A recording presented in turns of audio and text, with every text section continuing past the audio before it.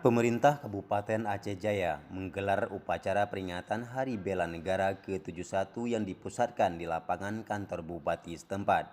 Upacara peringatan Hari Bela Negara ke-71 ini diikuti oleh TNI Polri dan ASN serta THL di lingkungan pemerintah Kabupaten Aceh Jaya.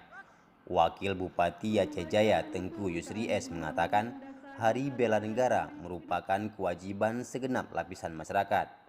Salah satunya dengan memperkuat persatuan dan kesatuan bangsa.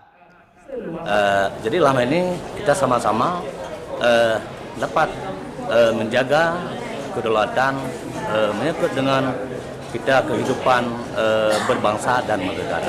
Tapi berbedanya kita kalau kehidupan secara agama mungkin tidak ada pengaruh dengan masalah kenegaraan, karena khususnya kita di Aceh ada menyangkut dengan syariat Islam.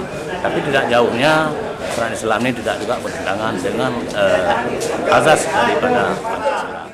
Yusri menyatakan dalam aktualisasinya, bela negara harus disesuaikan dengan kondisi kekinian yang dihadapi masyarakat umum serta sinergi semua pemangku kepentingan. Dengan demikian terwujudnya kekuatan besar untuk mencapai tujuan di masa yang akan datang.